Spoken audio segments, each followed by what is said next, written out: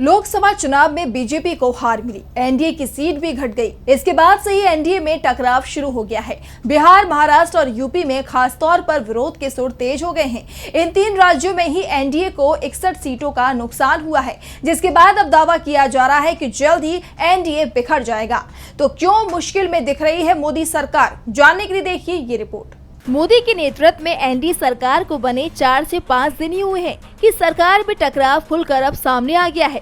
महाराष्ट्र में शिवसेना चीफ एकनाथ शिंदे इसलिए नाराज हैं कि 7 सांसद होते हुए उनकी पार्टी को सिर्फ एक राज्य मंत्री का पद मिला है। अजीत पवार की एनसीपी की नाराजगी मंत्रिमंडल में जगह नहीं मिलने के चलते बनी हुई है। टीडीपी नाराज है क्योंकि बीजेपी उसे लोकसभा अध्यक्ष की कुर्सी सौंपने को तैयार नहीं दिख रही है। तो राष्ट्रीय लोक मोर्चा के प्रमुख उपेंद्र कुशवाहा अपनी हार के चलते पहले ही बीजेपी से नाराज थे और अब उन्होंने बीजेपी नेताओं को नसीहत तक दे दी है। इस बीच गया से बीजेपी के 2 बार के सांसद हरि मांझी ने भी अपनी पार्टी के खिलाफ खुलकर मोर्चा खोल दिया है। मांझी ने कहा कि बीजेपी ने चुनाव प्रचार के लिए पार्टी के प्रदेश अध्यक्ष सम्राट चौधरी को हेलीकॉप्टर उपलब्ध कराया, लेकिन वो अपनी जाति का वोट भी एनडीए को नहीं दिला पाए, जिस कारण से एनडीए औरंगाबाद, काराकाट, बक्सर और आरा की सीट हार गया।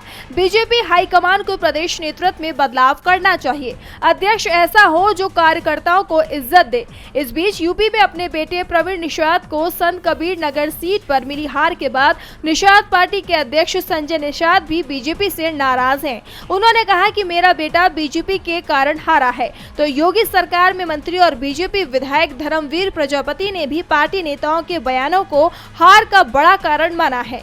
बीजेपी से नाराजगी के मामले में झारखंड में उसकी सहयोगी आजसू का नाम भी जुड़ गया है। आजसू को मंत्रिमंडल में जगह नहीं मिली है, जिसके बाद वो एनडीए से बाहर जाने की तैयारी में जुटी है। साफ है, एनडीए सरकार में टकराव अब बढ़ता जा रहा है। डीबी लाइव की रिपोर्ट।